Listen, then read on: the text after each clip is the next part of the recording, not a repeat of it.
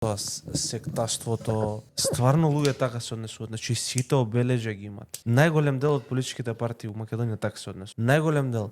Политичките партии во Македонија така владееле. Да членствата на политичките партии во изминативе 35 години биле првите и најгласни во критиките, затоа што она кој што го создава, она кој што го поддржувале, она кој што го донеле на власт, не ги исполнило нивните очекувања. Македонија денески беше подобро место за живење за сите. Кога твојот најблизок соработник ќе те искритикува и многу полесно ќе ја прифатиш таа критика од него, отколку твојот политички против. Ние не научивме што значи демократија. Имаш во Америка републиканци кои што не сакаат очи да му видат на Доналд Трамп и кои што добиваат простор и време на сите национални телевизии во САД, на настани политички организирани од републиканската партија. Тоа е демократија. Ова кај нас е секташ. Тоталитарниот мајнд секогаш води кон пропаст, затоа што таков затворен тип на размислување не дозволува ниту една идеја, колку и да била добра, да допре до него. Америка е тамо денеска каде што е благодарение на слободата. Слободата на говор, слободата на размислување, слободата на творење. Заради тоа е светска сила број 1. Слободата е основа на све. Ако немаш слобода, џабе. Јане Сандански го има тоа кажано пред 120 години го има сватено. Дека робот се бори за слобода, слободниот за совршен. Џабе го читате, џабе го гледате. Ти не си слободен ако мораш да му ракоплескаш на Мицко и те донесат